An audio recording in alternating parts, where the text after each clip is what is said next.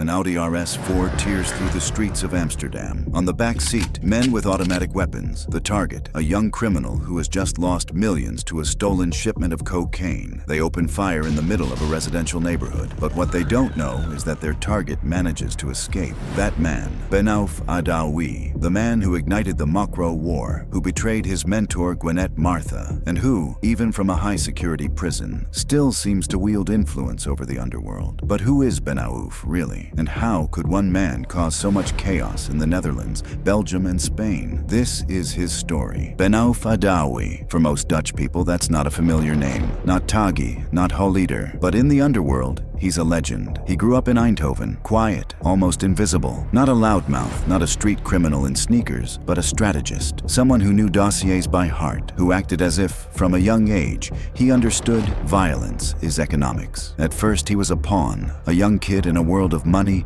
drugs, and silence. But within a few years, he was more than that. He became a hub in a network that stretched from Antwerp to the ports of Rotterdam. He was in contact with Gwenette Martha, with whose scene, and had access to millions through cocaine shipments and money laundering routes. His rise marked the beginning of something new, a criminal generation no longer driven by bravado, but by control. And when it went wrong, when the first shots rang out and the first deaths fell, it was already too late. The Mokro War he helped spark dragged dozens of people into a spiral of violence. And Benaouf remained silent until his arrest, until the helicopter escape attempt, until his placement in the most secure prison in the Netherlands. But even there, his name keeps echoing. In this video, we reconstruct his rise, his role in the Mokro War, his arrest, and his invisible legacy. He was born in 1987 as Benaouf Adaoui. No luxurious background, no wealthy family. He was a child of migrants, raised in a world where opportunities were scarce and status was earned on the street, not at school. His environment consisted of peers with dreams of fast cars, cash, and power. And in the Eindhoven neighborhoods where he grew up, that rarely came through a regular job. In the 2000s, boys from the neighborhood took their first steps into petty crime, street robbery, drug trafficking, money laundering. The police had their names on lists, but evidence was scarce. And Benaouf stood out for his calm, strategic demeanor. According to several sources, Benaouf became involved at a young age with a network around Gwenette Martha and Hussein. What started as friendship grew into collaboration. Together, they began smuggling soft drugs, later hard drugs, and eventually large-scale cocaine. His first big move was an investment in a cocaine shipment via the port of Antwerp, a load of about 200 kilos from South America, hidden among legal cargo. But that shipment was stolen, presumably by rivals within the same network. Instead of accepting his loss, Benaouf looked for a countermove. That moment marked the beginning of a chain reaction that would shake the underworld to its core. What set him apart from others was his business-like approach.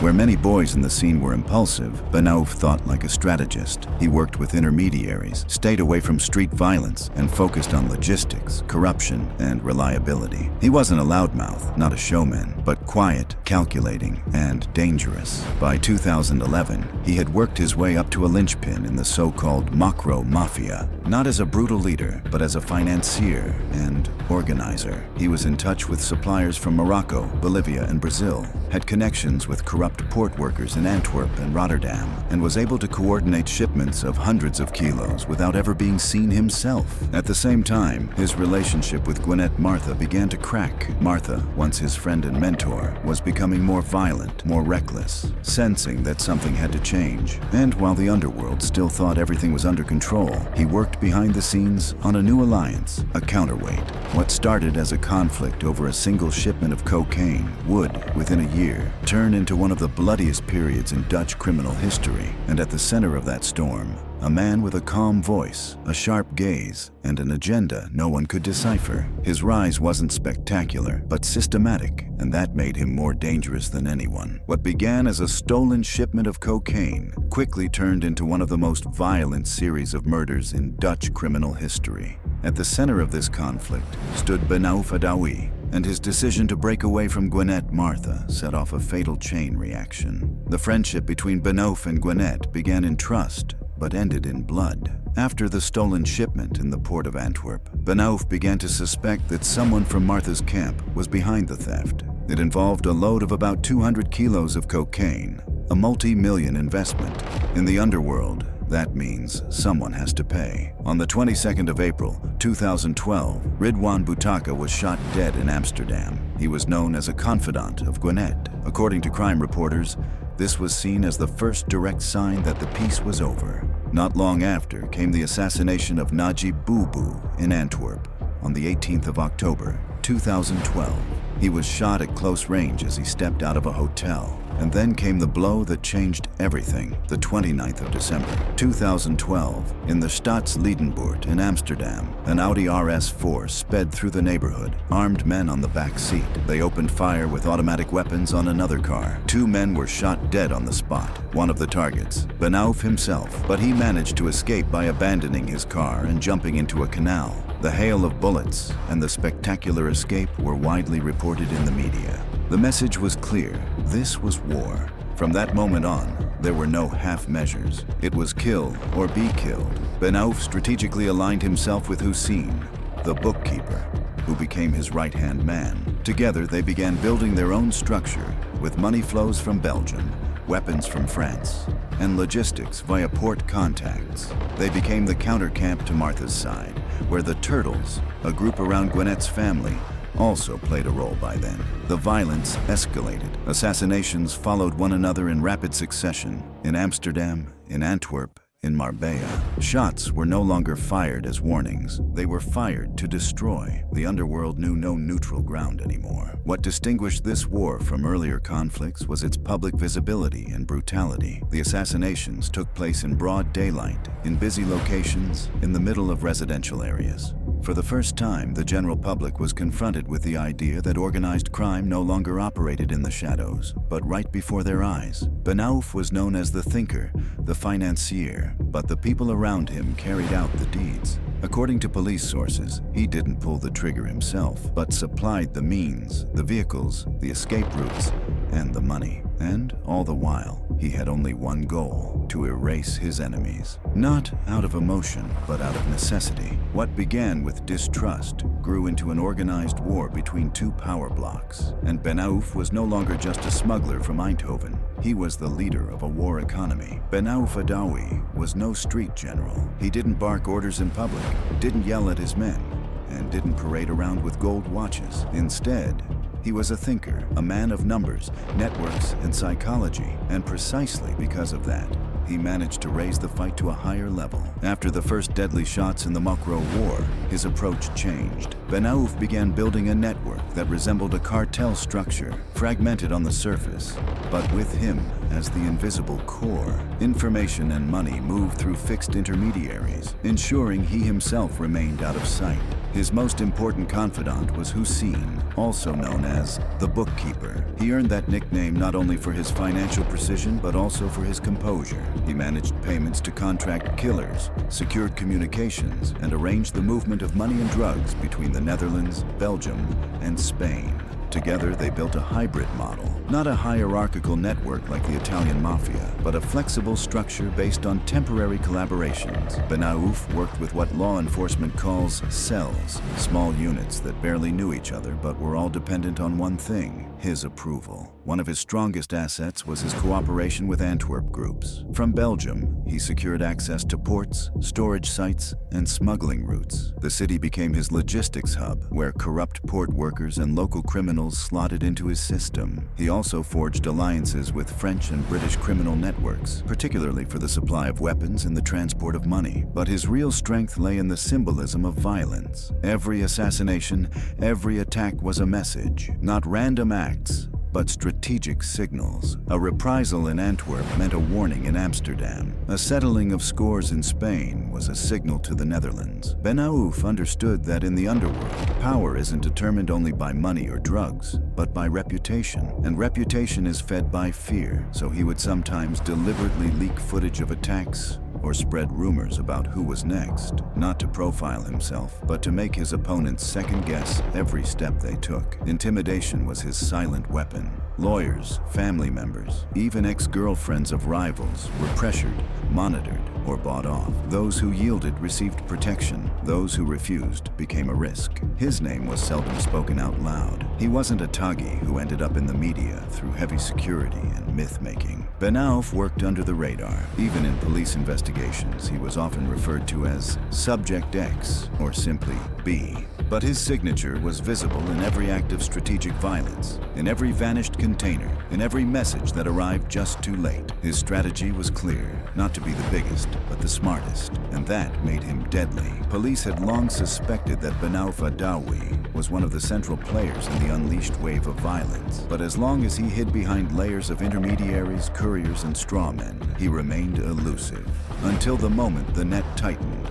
On the 22nd of February, 2013, Benaouf was arrested in Rotterdam. A special intervention service arrest team, heavily armed and prepared for resistance, entered an apartment in the early morning where he was hiding. There were no shots, no drama. He surrendered without resistance, like someone who knew this moment would come. Yet his arrest was only the start of a long legal cat-and-mouse game. The public prosecution service suspected him of involvement in multiple assassinations, including the notorious murder of Najib Boubou in Antwerp. Boubou was shot in broad daylight near the Hilton Hotel. The Belgian authorities temporarily extradited him to the Netherlands, and he was eventually sentenced on appeal to 12 years in prison for complicity in that murder. During the trial, it was striking how little he revealed. Benaouf spoke few words, sometimes smirked, but denied everything. His lawyers challenged the evidence, pointed to the lack of a direct link between him and the perpetrators, and emphasized that the authorities mainly relied on intercepted PGP messages in which his name never appeared. In 2017, however, came a bizarre new twist. From inside prison, an escape attempt was organized using a hijacked helicopter. On the 11th of October, 2017, the helicopter flew out of Lelystad Airport and shortly afterward landed in the inner yard of the prison in Roermond, where Benaouf was held. The attempt failed. The helicopter was detected too quickly, coordination faltered, and the pilot panicked. The perpetrators were arrested, but the signal was clear. There were still people willing to go to extreme lengths to free Benaouf.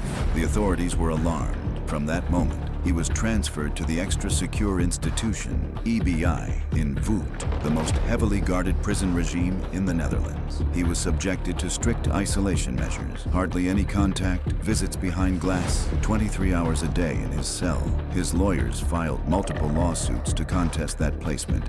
In vain, the court ruled that Benaouf poses a proven danger to the rule of law and called him a pivotal figure in multiple criminal networks. Notably, during that period, he still seemed to project signs of influence. The name Benaouf A kept popping up in police investigations, in statements by Crown witnesses, and in media coverage of conflicts around the port of Antwerp. Prosecutors suspected that even from his cell, he was still seen as an advisor and a symbol of resistance against rival clans. The man who had once worked in silence was now fully isolated, but his name had taken on a life of its own, and his influence did not simply vanish with his freedom. Although Benaouf Adaoui has been imprisoned since 2013, and his escape attempt in 2017 made his situation even harsher, his name is still very much alive in the underworld. And that says a lot about his legacy. His arrest was certainly a blow to his organization, but it was not the end. Instead, a power vacuum emerged, especially in Antwerp and Amsterdam. That vacuum was filled by new, younger players: Omar L, Samir Scarface, Bouyagian, and eventually Ridwan Taghi as well. But what they inherited was not just a network. They adopted the blueprint that Benaouf had developed, working in cells, strategic violence, communication through encrypted services like PGP, and, above all, the idea that fear could be an economic tool. The Mokro War he helped ignite is still not over. There have been dozens of assassinations, both inside and outside the Netherlands. Many of them can be traced back to conflicts that arose in his time, and even to people who knew him back then, who admired or fought him. He also left traces in the cultural landscape. In the book Mokro Mafia by Wouter Laumans and Maureen Shriver, which was later adapted into a successful TV series. One of the main characters is partly inspired by him. Without his name being explicitly mentioned, his influence is palpable in the dialogue, structure, and character development. In the real world, he became a symbol of two things: the rise of a young generation of criminals who operated more businesslike and strategically than ever before, and the illusion that large-scale violence can be controlled. Until it spirals out of control, the authorities still see his name as a risk factor. In 2023, he again lost a lawsuit in which he tried to challenge his placement in the EBI. The court ruled that his network is still active and that even without physical contact with the outside world, he could be an inspiration and advisor to criminal structures. What remains striking: Benaouf rarely spoke, no statements in the media, no long monologues in the courtroom. Even in captivity, he remained true to his strategy. Silence is survival. His name is now an echo, not loud, but lasting. For some, he is a legend, for others, a shadow. But no one can deny this. The Mokro War as we know it today began with him, Benaouf Adaoui. Never the loudest, never the most visible. No videos on social media, no flashy cars for show, no gleaming villas in Marbella. But that is precisely what made him different. He worked like an architect of networks, of fear, of control. You don't see his influence only in police dossiers or in lists of assassinations. You see it in the way young criminal groups operate today, in how strategic violence has become, in how power is spread, coded, hidden behind layers of technology and loyalty. The man who once started in silence in Eindhoven became one of the first faces of the Mokro Mafia, and despite his years of detention, his name keeps circulating in stories, in series, in conversations on the street. He became the symbol of a new kind of criminal, less visible, but lethally effective. What does that say about our time? Perhaps that we need to think about the allure of power, about the romanticization of crime in the media, and about how a single decision, a stolen shipment, a breach of trust, can trigger a chain reaction with dozens of deaths as a result. What do you think? Is Benaouf a product of his environment, or a calculating leader who created his own war?